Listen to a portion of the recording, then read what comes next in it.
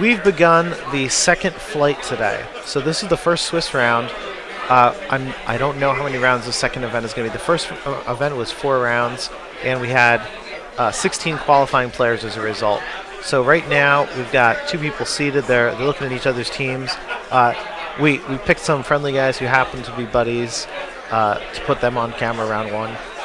So let's take a look at the teams. So surprise, surprise, we see a Nova team, and we see Magic Missile, and we see Resurrection. If you've been with the stream for the most of the day, you are not surprised by these cards. The surprising card is the other Professor X. So this is one of the Professor X's, I should say, that shuts off abilities, or shuts off your opponent's options. And they all have a similar vein of, my opponent can pay 2 life to skip this penalty effect. So, other thing I'm going to see here is Morphing Jar, Canopic Jar. So Dane, who was the undefeated player from the last event, or one of the 2 undefeated players, I should say, Dane was using Canopic Jar as well. So here we see Brad using it, and he's only using 3. He's trying to spread out his resources across a lot of his different dice, and decided that I don't want to max out on Morphing Jar. You know, one is too few. 3, he apparently thinks is just right. Let's find out. McCrook is on Chad's team. And the thing about McCrook, for me, was I totally underestimated how effective this die was in the early Dice Masters metagame. It's no Gabi, it's no Zarina, but in the meantime, if you find yourself trying to do some kind of slow, tricky setup thing, McCrook is going to take you apart. He's quite an effective die who's going to give you some tough choices. So the players are waiting for the judges to let them know to start. And here they go.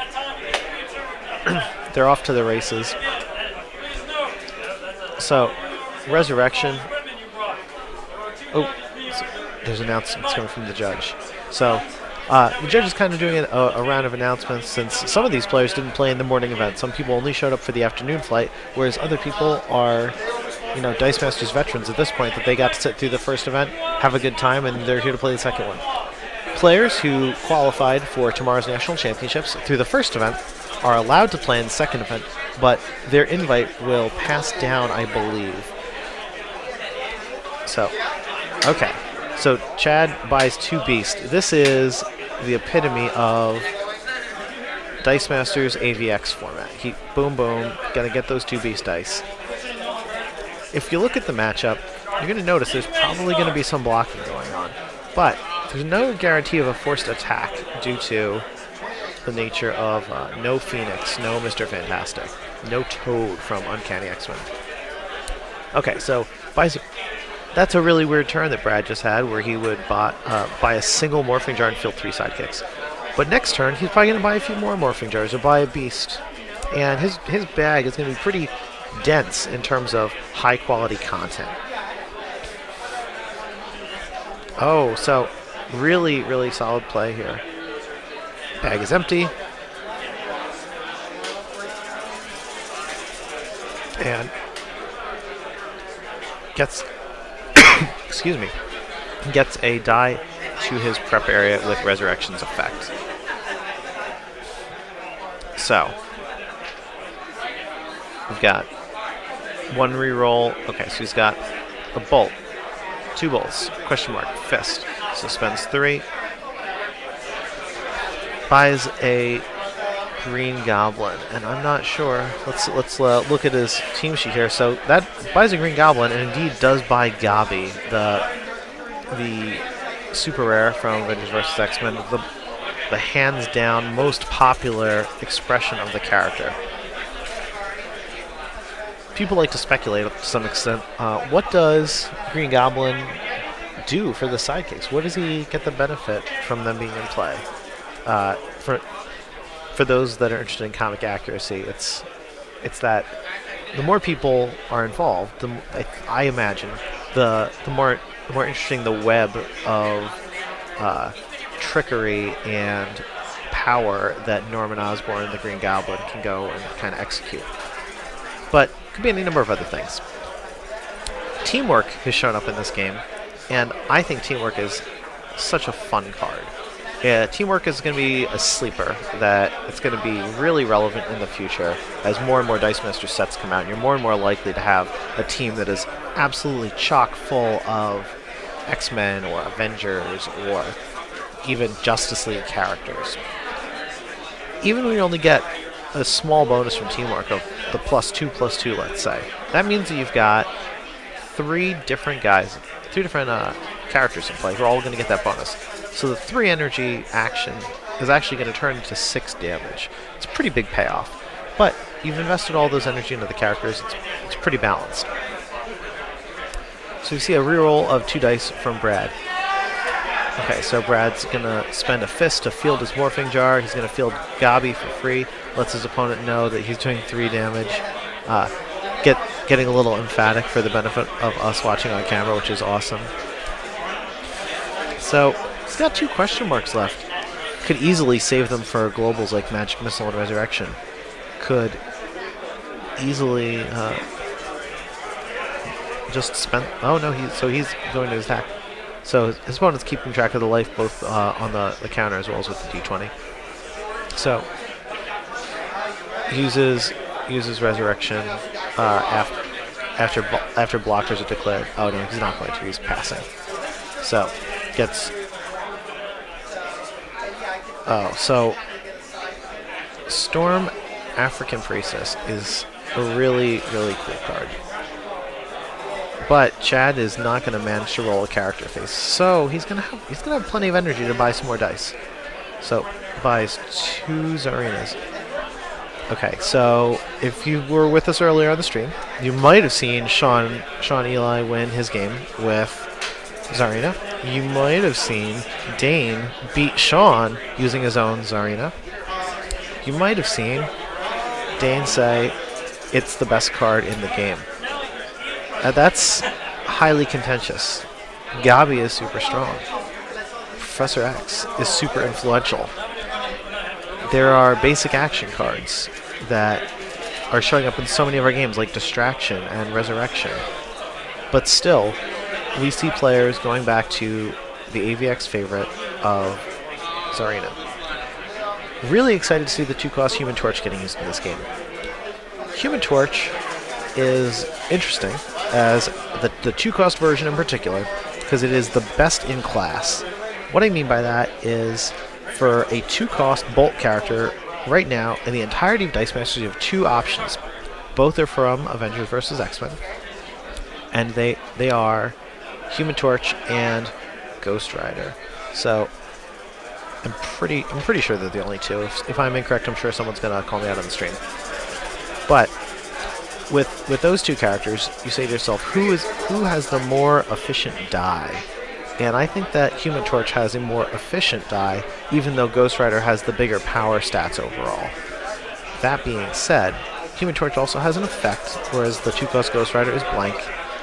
And Human Torch's effect isn't that great, but Bolt Energy are just a valuable resource for more and more dice. It's really when you think about what does a Bolt character feel like, part of that feeling that the designers have put together is, oh, these things deal direct damage, and they look for more of themselves. Bolts like bolts. A lot of other characters and types are not as concerned with exactly what energy typing you've got going on, or how prevalent. But the Pyro from Uncanny X-Men is a great example. A character who's going to count that. So, got a bag refill here, and he gets a Human Torch die. So this is awesome because he's rolling the character dice that he's paid for. This is going to turn into a slugfest because Brad is going to have to get through the beast dice that Chad keeps accumulating, and Chad is kind of hoping that Brad is not going to get the Gabi to burn him out, which he didn't in this case. It's only a matter of time before Chad starts using the global ability on Magic Missile to start eliminating those sidekicks. And I emphasize it's only a matter of time because Chad's team doesn't have a good outlet for the Bolt Energy.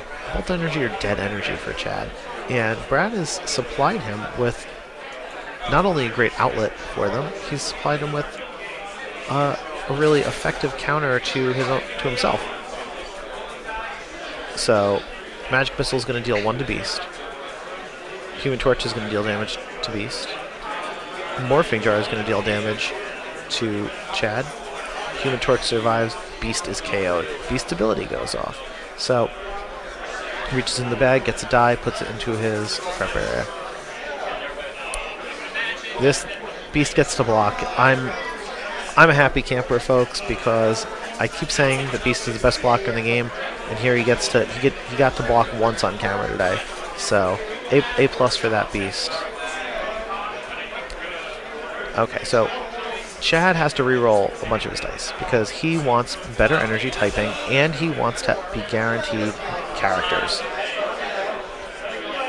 So Fields, he's gonna think about which energy he wants to spend to field characters that have a cost, and I think he's also concerned with what sequence he does this in. But it's not entirely important what sequence the character is going to come out in. There's no Human Torch forecast in the mix.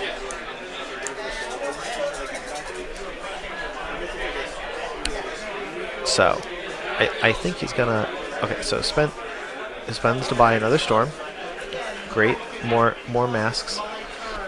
So, some people are concerned in scenarios like this, where when you don't have Professor X to thin out your bag, you don't have a lot of stuff going for you to thin out the bag. You're gonna buy these dice, and they're not gonna do too much. So here, though, Chad gets out his Black Widow, he gets out his Beast. He chooses to attack with Black Widow, and there's an argument to be made for not attacking with her because she's gonna thin your bag. But Chad probably assessed correctly that he would get to KO one of his dice this way and just roll again next turn. He would force Brad to work through the resources and potentially miss-rolling his own Human Torch. So we've got 1 Beast set up as a blocker, and we've got 5 sidekicks showing in Chad's use pile. So we know that Chad's bag has at least 3 dice. There's 3 sidekick dice. These are the little tricks that are going to help you improve as a player, that you don't have to have a complete knowledge of your opponent's bag. You just know, oh, there are at least X dice in this place because my opponent's guaranteed to have 8 sidekicks. Okay, so I think he's also got 2 Black Widows in his bag. Yeah, fantastic. So it seems as if there is 1 Black Widow remaining in Chad's bag. Okay, so let's see. He gets. Okay, so all of his energy is going into characters this turn. So Brad is going to take 4 damage from the Zarina effect because he's unable to spin down any of his characters. His Morphing Jar is level 1. All sidekicks are level 1. He's just going to take the damage. Brad is down to 6. That being said, Chad might be in a bad spot. This turn could be gamed with 2 Gobbies. Okay, so he's gonna keep the Gobby, keep the energy, because having the energy. Oh, so Brad was really hoping for a second Gobby on that roll. So first things first, Fields Gobby. Yep, double checks that it is in fact 5. So Chad is going down to 8, and we're reaching a critical mass here, where so Magic Missile has now eliminated all of Chad's blockers, and Brad is able to attack for game. Good game here. That breath of relief from Brad, because he was definitely getting low on life. So players are cleaning up their stuff right now, and I'm gonna make sure that I snag our winner here.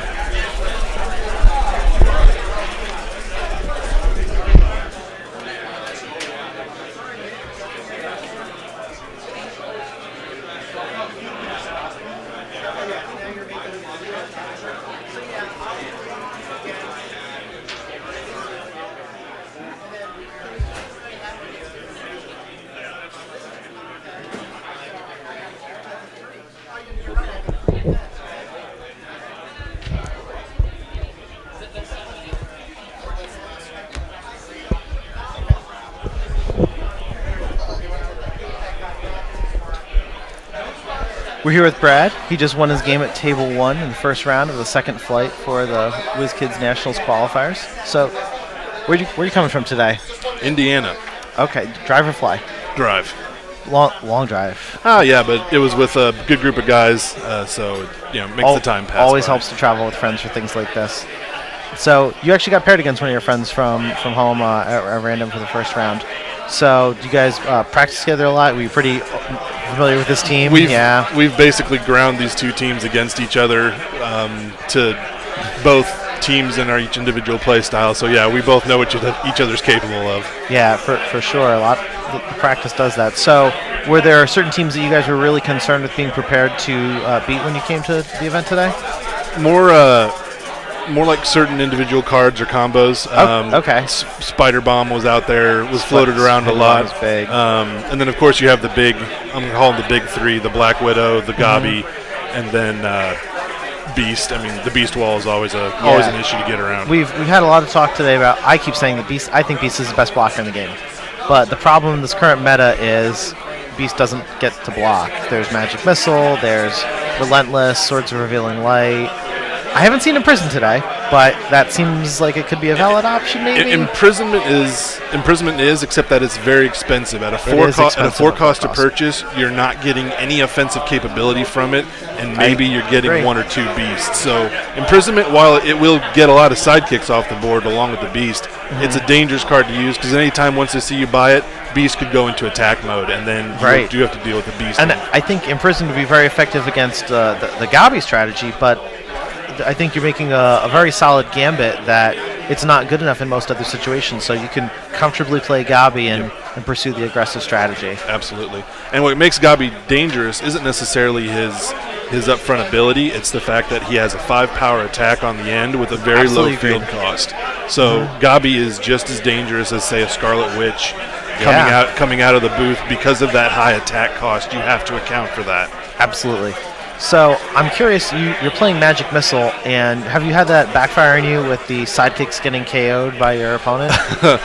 My goal is not to field sidekicks. I had to play with what I was literally dealt on that one. I saw, but I wasn't sure what the Magic Missile is locked and loaded really for Nova. So that was the first time I've won with that team in that way. Okay, well, but you have to play the dice you roll, and I think you showed us a really great example of that. And as far as building teams go, you always need to build for Plan B. You can't just build for Plan A. So in building teams, you always have to have another route. Yeah. So for people who are just getting started, what are your suggestions on finding that Plan B? Start with 4 cards. Start with a 4-man team. Get that 4-man team working the way you want it to, and then start adding 2 cards at a time until you get that 8-man team. That'll really help you develop a team that comes out firing on 2 or 3 cards, and then on the back end picks up a secondary option. Okay, so I asked someone this question earlier, and they felt it was a tough question, maybe even unfair, which is, if you had one more spot on your team, if we suddenly allowed you to play a 9th card, what would that 9th character be that you'd want to include on your team? It would be the 6-cost Avenger Hulk that when he is dealt damage, he deals 3 damage to all your opponent's characters. I think he is an amazing option to use when you're facing a team that's very aggro dependent or very blocker dependent. Especially loading Magic Missile, you can pop him more than once, wipe out a Beast Wall. Really great crowd control from that card. And he hits like a train. And he hits like a train. So I feel like the popularity of Hulk and Nova really went through the roof, not just with Magic Missile, but with also Slifer the Sky Dragon. But I think that people are so picky about their character spots, we're not seeing a lot of him today. Has that been your experience?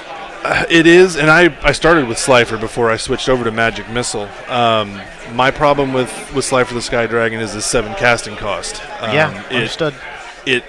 7 and above really means you're going to have to run Ramp, Professor Xavier's Global Resurrection, and it took away other, including Slifer, took away too many other slots that I would use for other characters. Makes a lot of sense, yeah, because if Hulk is slot number 9, Slifer is 10 plus at best. Absolutely. Yeah.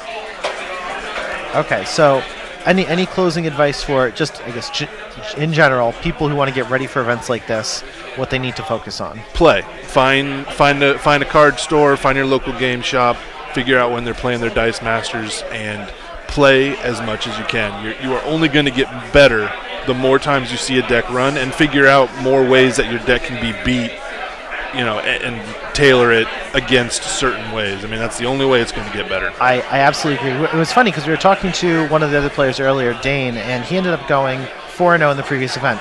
And someone was talking to him after, and he said, yeah, we get 16 to 20 people at my store every day. That's fantastic. I'm very happy for his store that they have such a robust attendance.